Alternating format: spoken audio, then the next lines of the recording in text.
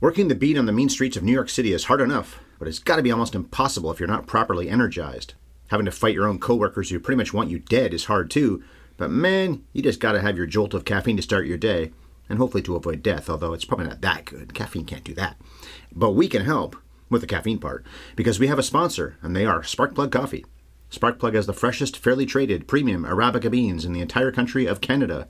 Those little roundies can also be of the half-calf or decaf varieties, just in case you aren't the kind of person who likes artificial stimulants. Sparkplug has a lot of blends and roasts, and they even provide a selection of seasonal blends. After all, it's almost the summer. You've had enough of what was en vogue in the spring, now you can mix it up. A New Yorker such as all the characters in Serpico would even be able to order some right now, this second, because Sparkplug delivers to customers in America. Orders will get there in a week. That also goes for Canadian buyers, although the shipping in this country won't cost you a thing. Since you're keeping more money in your pocket, you might feel less likely to be a corrupt cop. But how about being part of their Autopilot Coffee Club? Now I bet you're thinking that you're not interested in being a member of some run-of-the-mill club that doesn't let you quit when you want, or even just pause your orders. Well, fear not, because Sparkplug does let you say goodbye, or even just say, hold on for a while, I'm out here trying to steal someone else's collar so I can look good to my superiors. And as a member, you'll get to take advantage of perks and deals, and also save money on every single order. Your destination is sparkplug.coffee/HYES. HYES is our promo code, and that'll save you 20% off your very next order. Okay, the business has been transacted, and you're probably wondering when Bev is going to start talking. Well, that will happen in mere seconds, but first we need Andrew Luther to blast the keys to play the theme song he wrote for us. Sir, do it! And action!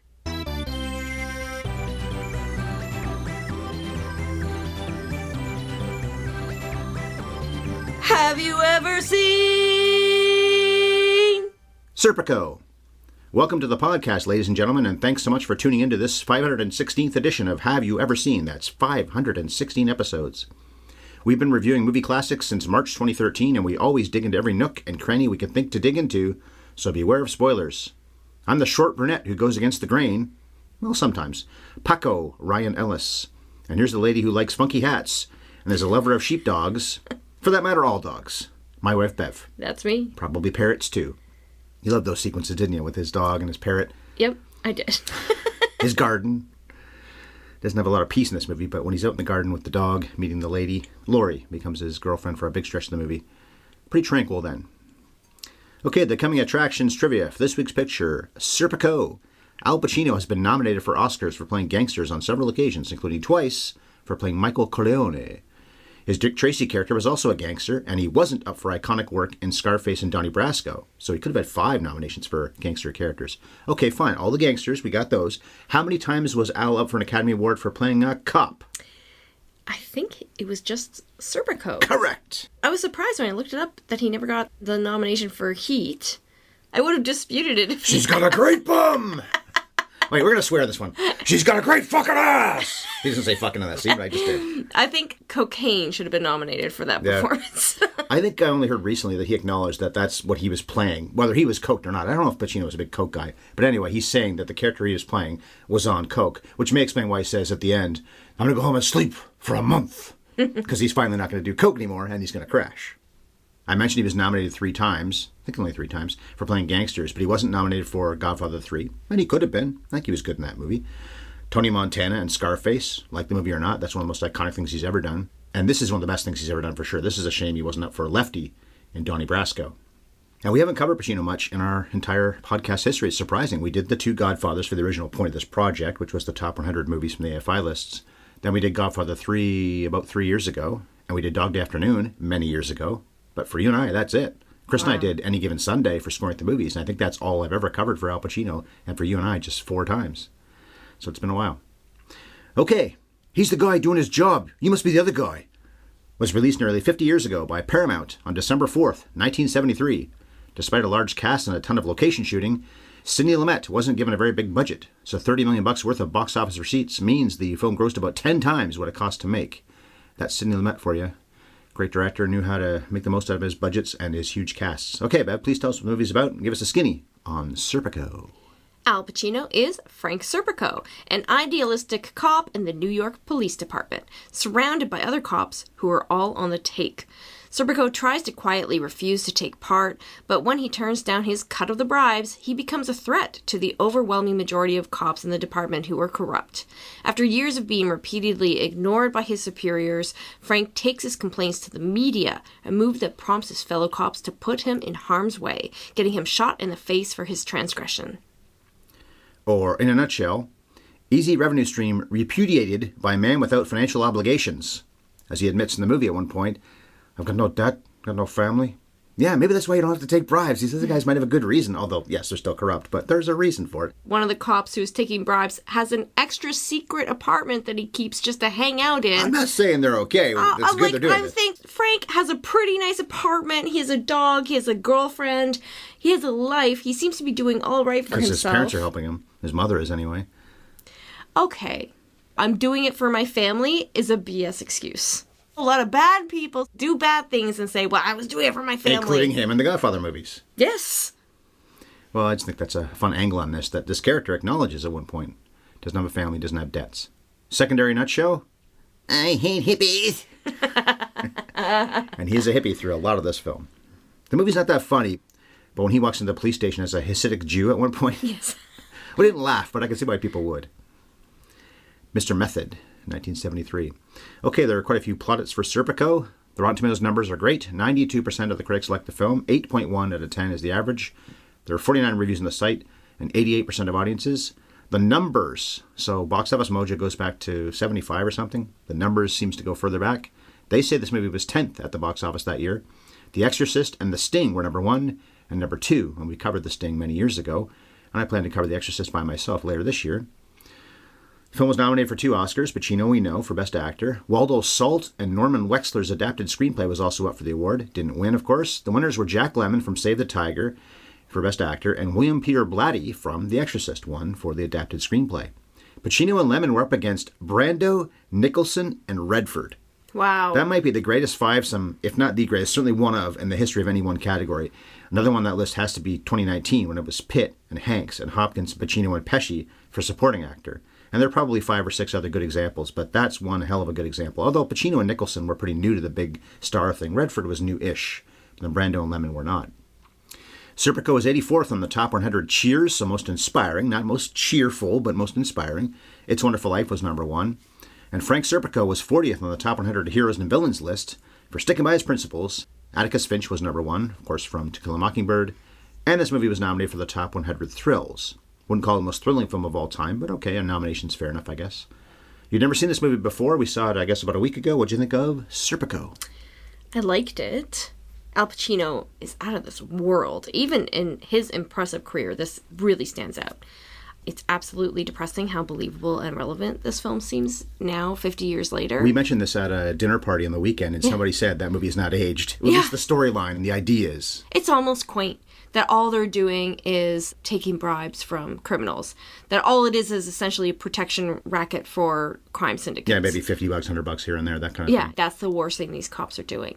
How did it end up on the cheers list? That doesn't make sense. They don't win in the end. No, but it's inspiring. They lose at the end. But it's inspiring to stand by your principles. That list is really about that, because a movie Chris and I covered recently, it was Rollerball that was nominated for that list. Chris and I covered that a month or so ago, and he was outraged by that. And I said, no, but the point of that list is supposed to be the most inspiring. And Rollerball, which was 2 years after this movie, is the same thing.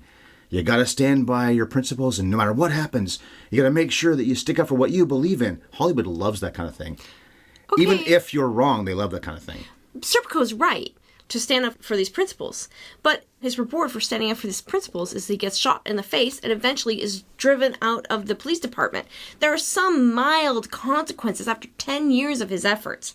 There's this inquiry, and it certainly didn't fix the problem. We all know that cops are as corrupt as ever now. If every single one of the bad guys in the police department was flushed out of there, including the police commissioner, all the top brass, guess what would happen maybe months, if not weeks later, if not days later, when new people came in? Corruption again. Yeah, there's like a flaw in the system. It just is too easy and too tempting, I suppose. I also found it a little underwhelming. I didn't care enough to keep all the characters and scenarios straight. And there's a lot of people many in this movie. characters. And they all look the same. They're all plain, middle-aged white men. They New York all character dress actors. alike. I could not tell them apart. And then from one scene to another, he is changing departments. He's changing jobs, and then there's a whole new cast of people, and I have no idea what's going on. I followed that, but I've seen this movie 4 or 5 times. Right. I think that's it, if you see it 4 or 5 times. He is an interesting character. I can see why someone would want to make a movie about him. I actually did watch some interviews with him, and Al Pacino does an impeccable impersonation on top of everything else. Yeah. And he's an interesting guy, but he's just kind of a downer. He never smiles. Tell a joke or something. Do something. I don't know. This movie could have just had more charisma as far as I'm concerned. It's not a bad movie at all. It's a very good movie. People who like it are right to like it. Just for me, it was, I don't know, the grittiness and the length and the complete failure in the end for anybody to enact real change. It just felt like a downer. So let's talk about Pacino in the 70s then, because he had acted before Godfather, but that was the big breakout. He plays a good man who becomes a bad man in that movie. The whole arc of the movie's even more so, but at the end of that movie even. That's 72. This is 73, where he's a good man the whole way through, but a little bit maddening. We'll get into that in a second. Then he's back to Godfather Part 2 in 74. All nominations. Supporting actor, leading actor, leading actor. 75. Dog Day Afternoon, again with Sidney Lumet. Outstanding work there where he plays an ordinary, pretty good man, flawed, who commits a pretty terrible crime, and people get killed because of it. Then he didn't act as much for a little while. There remained some movies nobody cared about. But In Justice for All, again, nominated for that. Is that Lumet as well? Again? No, that's... Feels like a Lumet film, though, doesn't it? Who directed that again? I don't remember now. That's not Jewison, is it? It might be Jewison. We watched that, though. That's why I bring it up. That's why I wanted to lead to that. Because that's 5 nominations, 4 for leading actor, in less than a decade. But when we watched In Justice for All quite a few years ago, maybe the early days of the pandemic, you'd never seen it. The movie is funny. This one's not. But you were stressed out, as I recall, because of the fact that this kind of thing, yes, it's not as silly as what we see in that movie. It's obviously a comedy. But that kind of thing happened then. We can believe it anyway. So you were stressed out watching that movie the whole time because of how ridiculous everything in the system is. But when I asked you what you'd rather do, Stalag 17 or a few other films, Scarface, the original Scarface, even the Pacino remake, but I'm going to do Scarface on my own. And let me see my timing on this. I guess it's that I just did Stalag 17. My calendar's not been flipped yet because we're still in May. I think I did Stalag 17 last Friday. Anyway, you chose Serpico. But the one thing I was concerned about, and you must have read a little bit about it, is that this movie is about, in some ways, the Injustice for All thing. That the system is so bad. And in both cases, here's a good guy, very competent, deserves the job he has. If there was any justice, he would be considered one of the best lawyers in, is it New York City they're in? I guess so, in Injustice for All. And he'd be one of the top cops in New York in the Serpico timeframe. Of course, that's based on a real story, and Justice for All is not. How did you feel about over 2 hours, several years after the first time watching another great performance by this terrific actor, but by then he'd gone so far off the top? I always say that's the movie where he really started going, well, maybe in Dog Day Afternoon in some ways, but he started doing the Rory stuff that Nicholson started doing in Cuckoo's Nest, as much as I love Cuckoo's Nest. But what a decade it was for this guy. But you've got these 2 performances, 73 and 79, where the storyline is maybe more hard to take because these things still exist. The legal system, and then the cops in general. Our lives are probably affected by corruption more than any of us could begin to know. I think a lot of Canadians like to think that that doesn't happen here, but it's in the news all the time. We have a very corrupt premier of our province at the moment, and nothing happens. The good guy never wins, and I think this is what makes me so frustrated about it. And Serpico, they're very real about it. It actually didn't make me as angry this time. Maybe because it was realistic. It bothers me, of course, but it wasn't the same as these really powerful people being corrupt. Cops have a lot of power. They have a lot more power than the average person. But not like a judge, not like a politician. And the way that they illustrate it in the movie feels, incredibly authentic. I really believe this is probably how it works. And that these cops are more or less good guys that have the right idea, and in between being on the take with these criminals, they're rescuing this woman who's been raped. And even if they're beating the suspect, there's a part of it that's not strictly because of cruelty. It's also because they are trying to at least exact some kind of justice, even if it's an incorrect way. He did it. We saw him doing this. Yeah, there's no question. It's just whether or not he's going to give up the other guys who are also rapists.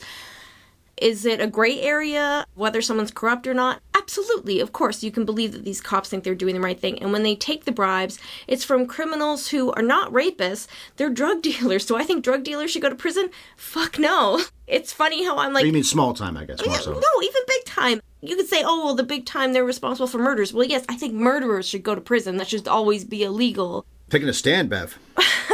Okay, I don't think it's a shocking or unpopular opinion anymore to say the drug war failed to prosecute these criminals at all, when now, I don't know about the cities our listeners live in, I'll tell you, here in Canada, there is a weed dealer on a storefront. I'm not exaggerating. This sounds like I'm making this up, but I'm telling you there are more weed dealers in storefronts than there are coffee shops in Toronto right now. And that is saying something. 10 years ago, if you were, actually I think it was more than 10 years ago now, but 15, 20 years ago, you could have done real prison time for selling weed.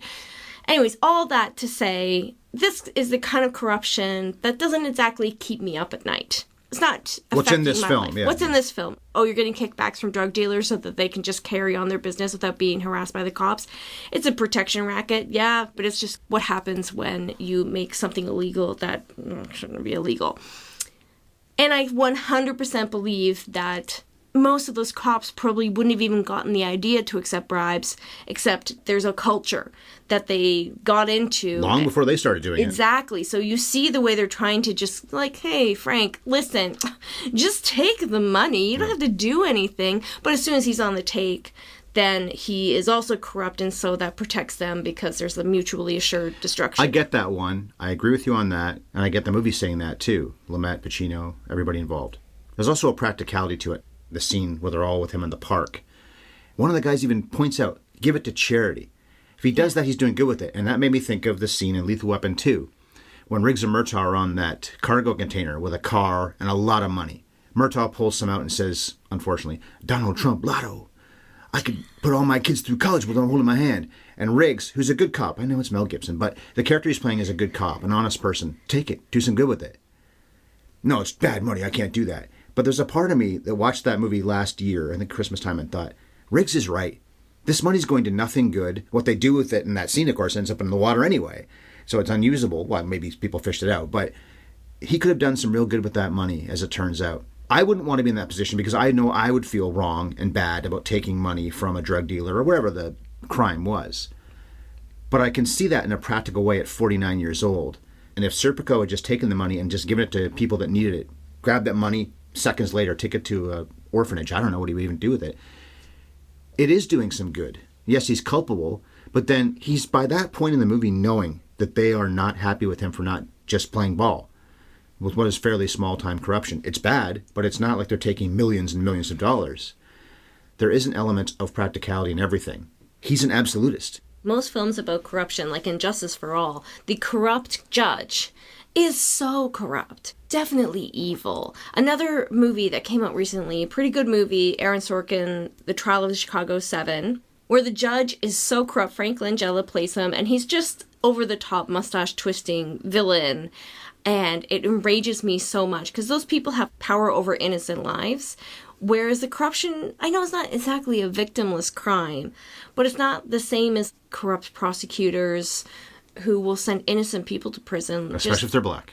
Yes, or just brown. Because it gets their numbers up and they want to run for district attorney or whatever, and they don't care about the lives of these people that they're actually sworn to protect. That's the kind of stuff that absolutely eats me alive. But yeah, this movie illustrates this really workaday corruption. It's making the point that, yeah, you could say, what harm are they doing? Just take the money. They're doing harm. I'm not saying they're not doing any harm. And there's a part when you're watching this movie where you say, God, Frank, come on. Are you really helping anything being this stubborn? While I find him an interesting person, would I want to know him? Would I want to be his co-worker?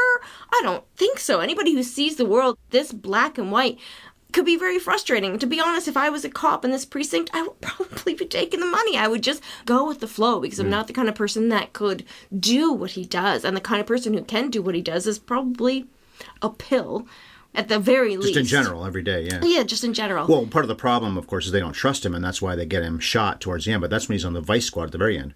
F. Murray Abraham is part of that team. F. Murray Abraham. Abraham was in Scarface as well. It isn't cool, of course, obviously, because they're actually hoping he gets shot and killed. That's where they absolutely cross the line. But he should have thought that would happen a lot earlier. And Yeah. there's that part of me again that says, I'm with you as far as your morals go, but you're somewhat asking for this. If you're going to go to the media, you have to quit being a cop first and then go to the media. Do you love conflict this much? But then that's a kind of interesting study in what kind of character he was. And this is this quintessential social realism, documentary style, Yes. gritty New York, Al Pacino, Sidney Lumet. This is peak 70s. It places authenticity over drama or polish. This really does feel like the streets of New York. These run-down, depressing buildings, probably closer to what an actual police station looks like than the sanitized versions that we're used The to signs seeing are on old. TV. You can barely read them anymore. Peeling paint everywhere. Yeah, it's dirty basement, windowless rooms that they're working in. Everything just seems filthy. And the ad from this style is the realism. It grants the story a total authenticity and authority because it exudes this honor to the details, even if the details are ugly or dull. This movie almost feels like a documentary. The cameras were actually there capturing the moment. And we know that Lumet worked really hard to get the details right. There's some dramatic license here and there, but they worked hard to recreate Serpico's apartment. That's a perfect replica of the apartment that he actually lived in at the time. What a nice apartment. It's a bachelor, but pretty damn nice And place. it's like in the basement, but that apartment in Manhattan Look now. at the garden he's got. Right. What do you think that apartment would cost now? No cop who's not on the take could ever afford that apartment. If you see pictures of what Frank Serpico looked like, how he dressed back then, actually how he dresses now. Did he have the bucket hat? I didn't see pictures of that fucking bucket hat. I don't care if he wore that hat every day of his actual life. Every scene he's in that hat. I can't take this seriously. He looks like a character from Fat Albert. It was so silly looking. On the other hand, there's the authenticity, and that gives the story verisimilitude. You just believe that you're there. It doesn't feel polished or phony at all. But the weakness of the style, and I think this is definitely a weakness in this film, is that real life doesn't always tell an elegant story, and you run the risk of boring your audience or making the story hard to follow. Beverly Kubrick over here. That's what he would say. It's boring. Is it real? Great. But is it interesting? Is it interesting? The story struggles in this movie. Frank Serpico, not a charismatic enough character to really keep your interest when the details are so muddy and hard to follow. Even though the main storyline is so straightforward, of course you understand what's happening. It's corrupt, he's fighting against it. This movie does something that has become commonplace now. We see almost the end at the very beginning. Well, we don't see him getting shot in the face, but we see that he's been shot. Mm-hmm. He's in the back of the cop car, not in an ambulance, being taken to the hospital. Somebody calls John Randolph's character, Sidney Green, oh my God, let me get down there. He's not that big a part of the movie. He doesn't come in until almost the end of the film, but it shows him at the beginning as if he's this huge part of Frank's life the whole time, and he's not really. Yeah. And that's where we see a young Judd Hirsch. We see a young Tracy Walter at some point. He's supposed to be one of the street toughs, I guess. So he's Bob the Goon in Batman and many other Nicholson movies. And I'm sure there are a lot of other actors that a huge film buff of Tarantino could say, yeah, and there's that guy and that guy and that guy and that guy. But they're pretty big names who don't have very big roles in this movie. But anyway, yes, they show what happens at almost the end of the story at the very beginning, and then we come back to that. So this is mostly a flashback movie. It sounds like I'm shitting on the style. I'm not shitting on the style. I think that some of my favorite films from the 70s are also Lumet films. I mean, one of my favorite uses of social realism is the next film they made together, which is Dog Day Afternoon. And maybe it's because that story is so much more also based on reality and dramatic. It's a true story, but the low-key style is this perfect counterbalance to what is an over-the-top, wild story of things that actually happened. And Lumet didn't work this way forever. My favorite Lumet film is probably your favorite Lumet film, which is Network, which is where he starts to get a little more fun and cinematic and add a little more flair, cast great-looking people, say what you want. Of course, real people don't look like people in Hollywood, but we all just would rather look at good-looking people when you're watching a movie for 2 hours. Not to throw shade on young Al Pacino or anything, although that mustache doesn't really help, and the bucket hat doesn't either. The two girlfriends are very pretty. That's true. By normal standards, but by Hollywood standards, yeah, especially the second one. Who was the producer's girlfriend? Barbara Ida Young. I think so. She just looks fine. Cornelia Sharp is closer to being a true movie starlet. She's the first girlfriend. But Cornelia Sharp was dating the producer Bergman. Okay. Bregman. Martin Bregman. He worked with Pacino quite a few times. He was Pacino's manager before he became a producer. Right, yeah. But yeah, the guys, generally speaking, very authentic, but they don't really stand out that much from each other. Maybe because they're so authentic looking. at that point, corrupt cop movies. Maybe there were plenty of them, but probably not in a big budget way. This wasn't a big budget, but probably not with a mainstream kind of way. Lumet was certainly a name in Hollywood at this point. 12 Angry Men he'd made already. Just a slew of solid movies. His best work came in this time frame because I mentioned Pacino for those years. Well, he was doing this. Then he was doing Murder on the Orient Express the year after, which won Ingrid Bergman an Oscar. Then it's Dog Day. And The Network. And I think he did Equus maybe, which got Richard Burton a nomination. So this was Lumet's probably best period as well. But maybe part of the problem with Serpico is that we've seen so many corrupt cop movies since that it does feel like, yeah, but we've seen this. I said that in Tokyo Story. There's nothing wrong with the movie from a story standpoint. It's a classic, of course, but we've seen a lot of stories like that since. This is the curse of the influential film, right? I guess it is, yeah. Our nephew is about to go to film school. And I wonder what he would think if he were to watch something like Lock, Stock, and Two Smoking Barrels. I always think of this because that is a movie that has not really aged particularly well, but it is hard to express to people how incredible that movie looked to us at the time. And influential. You must agree. Maybe it wasn't influential. Oh, you never liked the movie? Not really, no. But you would agree that the style was... Yeah, I like Snatch more by the same people. And every movie looked like that. Not every movie, but every indie movie, every crime movie. Gangster movie, yeah. Gangster movie for the next 10 years looked like that. City of God, another great example, a movie that blew people's minds at the time. Probably anybody going back and watching it now would still be impressed, but would not get what the big deal was because it's been copied a bazillion times. Half of the TV shows copy that style. Which is why it shows how impressive The Godfather was, because that's been imitated maybe 1,000 times by film and TV ever since, and yet it still stands up so well. We talked about authenticity. Well, they apparently hired real cops to play cops in this and to just help in general with, well, I guess you have to get permits. You can't just have a cop say, we're blocking off this area. But anyway, the cops were hired to help out in the shoot, and they were not a hindrance. They were a help, even though you would think that they would say, yeah, this fucking Serpico guy, huh? Well, once the movie came out, plenty of people, plenty of cops had plenty to say about this movie. It was not popular. This implies that all cops are corrupt. Yes, it does. That is what Frank Serpico said. Honestly, I have yet to be convinced otherwise. Maybe I've already betrayed what I would do, but I don't know what I would do at his age. He's supposed to probably be in his 20s, I guess, through this entire story. Maybe into his 30s. It's a 10-year time frame. I'm nearly 50. Yeah. I'm not saying I want to be on the take either, but I just think the world is not simple. This guy could get killed for not backing these guys up, and he almost does. So if I could be transplanted into his shoes in the, whatever this is, late 60s, early 70s when the time frame was. The book, by the way, came out earlier this same year. So they adapted it fast, very fast turnaround. What would I do? I'm also talking about hindsight, and again, being twice his age or so. I think I would just do it. What about you? I would do it because I wouldn't want to rock the boat. And then you know what? The money would be nice. The guy that has the extra apartment just for shits and giggles, just for somewhere to go, probably to take his girlfriend so his wife doesn't catch on. Having that much money would be pretty nice. You would get used to it. Yeah. So you might start because you're young and impressionable and you don't want to make waves. But then eventually you would get accustomed to this standard of living. Yeah, so speaking out is very important when it comes to social causes, which we see so much the last 5 or 10 years. Great, I'm all with you. But if you might get killed for it, and nobody's really going to back you up anyway, and then you just have to end up leaving the job that you're good at, and you worked hard at, and you deserve to be able to do for a long time to come, but you're not going to do it anymore, you move to Switzerland with your dog, Yeah. then is it worth it? And as we said already, nothing would have changed anyway. And to quote another great film of the 70s, forget it, Jake. It's Chinatown. Right. He didn't fix it. He did all that. He turned his whole life upside down. He went through 10 years of misery for nothing. And lost his girlfriend who wanted to marry him and have kids with him. And this book is a hit, and this movie is a hit. His name is now like shorthand for an honest cop trying to fight corruption. And yet, did he change anything? Mm-hmm.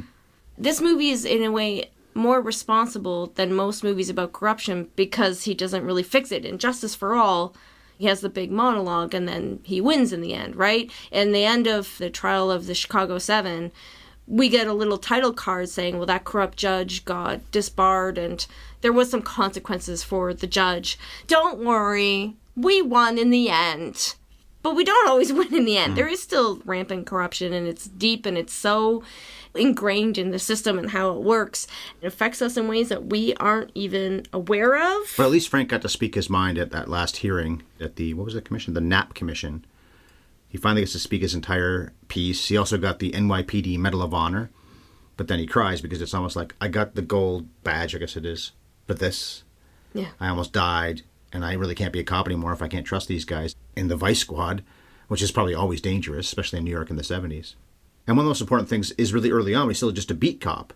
And incidentally, they shot the scenes with the long hair and the beard first. Then he shaved and got a haircut, and they do the scenes where he looks so much younger. Although you point out he looks so much like the Pacino where he has the broken face, well, not broken face, but the broken jaw, I guess, before he gets it fixed after the corrupt cop in Godfather slugs him. He sounds different because his jaw's been messed up. And he sounds like that a little bit in this, and even looks a little like that in this film. But when he and his partner go to a restaurant and they get free food, but it's terrible.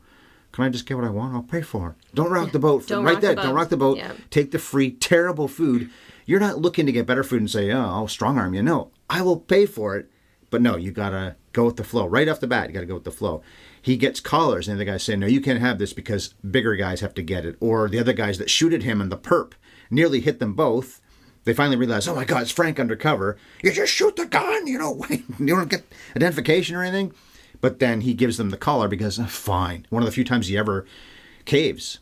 But then he's also the one that beats the living shit out of that suspect that they all know. Obviously, they're all palling around with him. This isn't somebody they just met 5 minutes ago. They know this guy. Yeah, that guy's been And that may be bad, and it is bad that they know him, and he's a drug dealer and all that stuff. We've established that.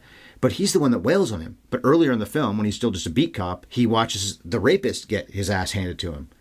Both black guys, by the way. This movie isn't really that much about race. It isn't a racist movie, I don't think. They're not really outwardly racist cops all the time. Sure, they are sometimes. Most people are at some point or another if you have power, I guess. One or two, at least, we see pretty regular in this movie of the cops are black. One of the guys, I knew the face, is one of the attendants in Cuckoo's Nest. Huh. So it's not really about race exactly, but those two guys who get beat on in the police stations, one where Pacino witnesses it and thinks that's bad. But then he does the right thing. He sweet talks him. He plays good cop and then gets the suspects, stays undercover, and manages to get the collar. It's a great collar, but then, no, you can have the credit for that arrest, which is part of the corruption as well in this movie. But there's a lot of things that happen. It's all over New York. I think I read it's in all the boroughs except for one. Because he keeps changing departments, that's part right? of it, yeah. Or precincts, I should say. Yeah. What would the one borough be? They're in Brooklyn. Queens? They're in Manhattan. Maybe it's not Queens. Yeah, or Staten Island. That's probably the one. Maybe Staten Island. That can be the one they're not in. That's right. What about the women then? So he does date Leslie. And they go to that party with all the dancing and everything. One of the few times that Frank's actually smiling in this movie and having fun. Everyone loves you, Paco. You have to wonder why he wanted to be a cop so bad. Although he does talk about it, that he always wanted to do this for a living. Even though his personality doesn't suit being a cop at all. From the very beginning, he seems to be working hard to stand out. He dresses differently. He's not at all interested in blending in or going with the flow. He's not interested in making a single friend on the force, which is counter to why I imagine most people become cops, is this notoriously tight-knit working environment. Like you said, the only time we really see Frank happy is when he's at this artist party with Laurie. He's right in his element there. He's dancing, he's doing drugs, he's having philosophical conversations. He's truly relaxed and happy, and he fits in with those people. They hate cops. He has to stop telling people that he's a cop. But that's why that scene has to be included. That's why his relationship with Leslie is important. That relationship illustrates the kind of person he actually is and that he doesn't fit in. He's an intellectual. And then his relationship with Laurie, she's the classic reactress. Yeah.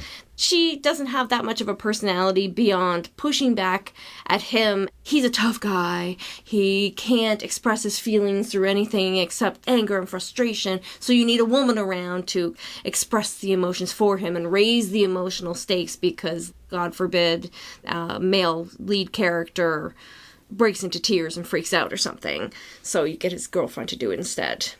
Although even as I say that, there's many ways that Serpico seems to reject traditional masculinity too. Mm-hmm. Mostly in the way he dresses and the way he's part of that counterculture. Yeah, it's one thing to dress like regular people, which he does point out. So many other undercover cops look like undercover cops, the way they dress. Mm-hmm. But he's really pushing it sometimes by being that quirky and weird. But you're saying that that's actually what Frank Serpico looked like, so that's very authentic. Yeah, the big beard. I might have thought this was Lumet and Pacino and everybody actually pushing it too far, but you're saying it wasn't. Okay.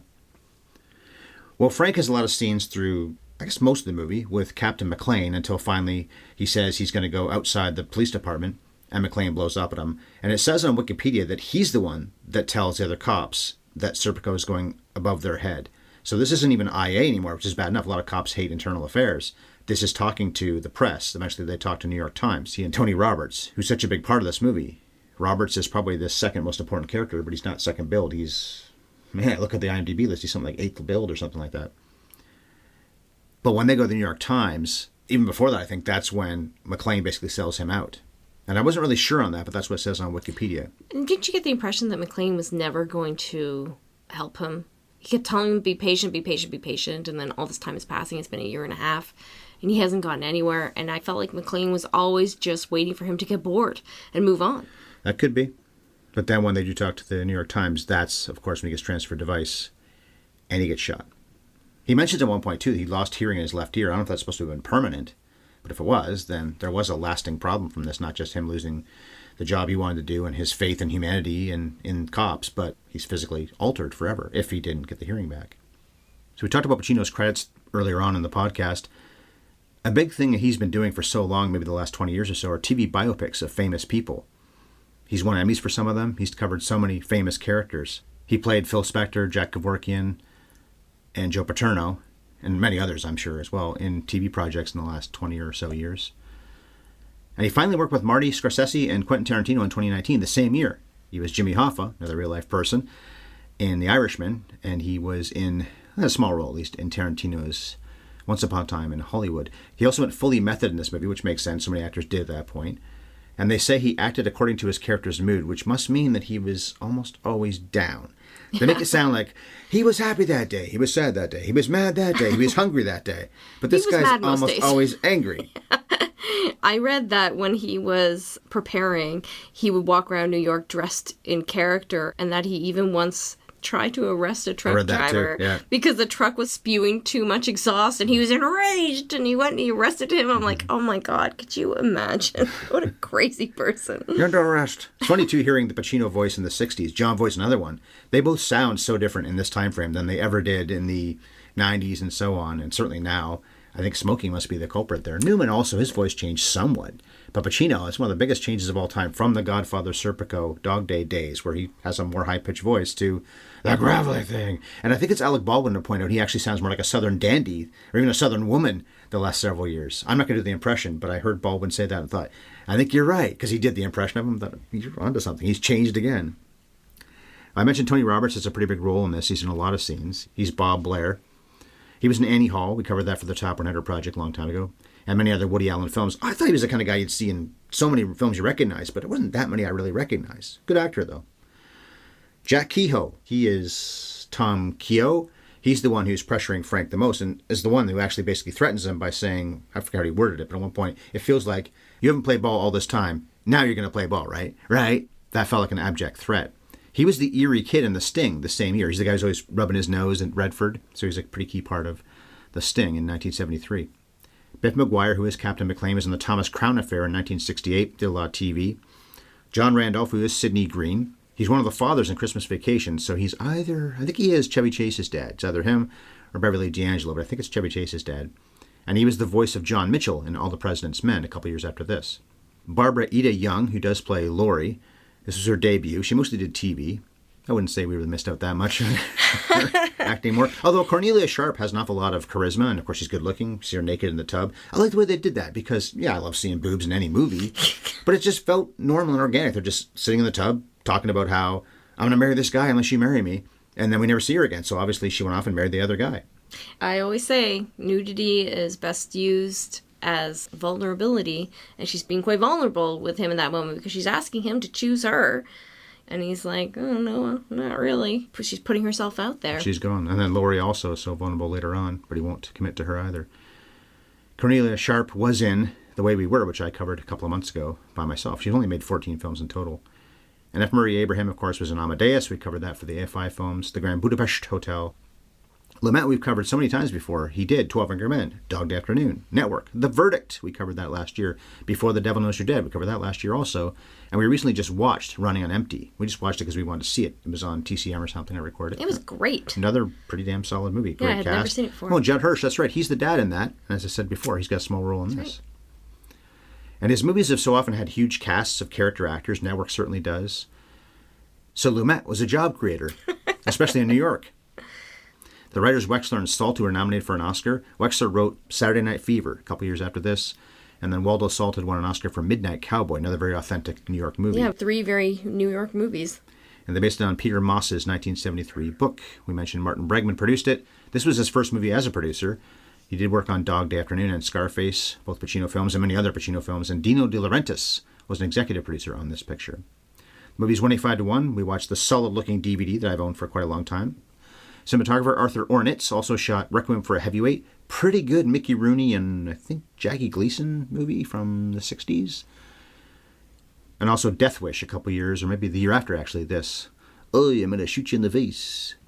The 2 editors, one legendary name and one pretty big name too, Dee Dee Allen and Richard Marx. She cut Bonnie and Clyde, Dog Day Afternoon, and many other great movies. Richard Marx worked on Apocalypse Now a couple years after this.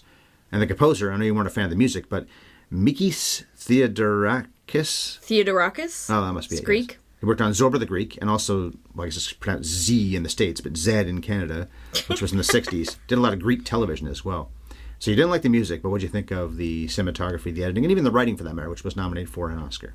Love Dee Dee Allen, but this movie should have been shorter. It really lost me in places.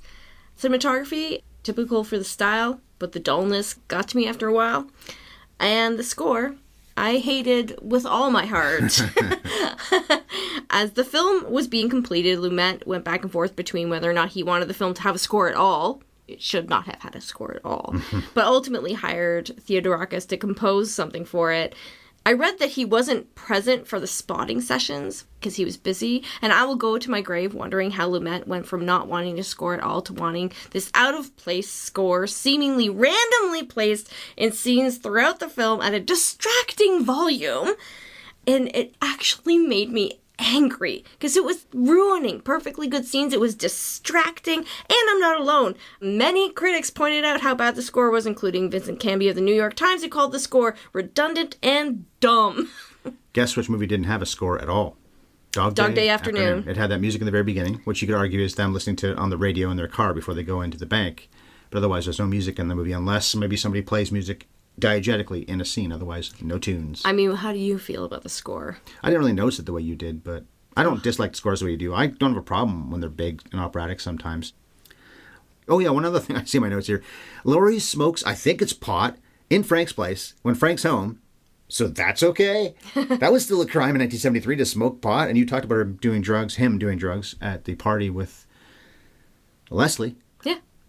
So it's almost like... He's a bit of a hypocrite? Yes. All right, so what happens next? Well, we've already talked about, I think, the whole podcast. Corruption continues because it always does. I just hope that sheepdog was loved until his dying day. And the parrot, too. Yes. Oh, parrots live forever. Do they really? They can live to be like 80 years old. I don't know if he took the parrot with him to Switzerland, but he definitely took the sheepdog. Because the very last shot is him in his bucket hat and the sheepdog on the stoop in Greenwich Village. He paid $5 for that dog in 1973. Actually, it would have been earlier, probably the late 60s. Expensive dog. Actually, sheepdogs probably weren't. Even when you adopt a dog, you pay hundreds of dollars. Well, now, yeah. Yeah. But he wanted to pay because he had money from his parents. He was willing to give money to these kids. Okay, then, Serpico. Last thoughts on it. Well, lots to like about this one, though it doesn't feel that essential to me, except maybe essential viewing for a Pacino fan, for sure. We've covered Lumet so often, and we've liked, I think, all the movies we've covered of his, and there's so many other good ones.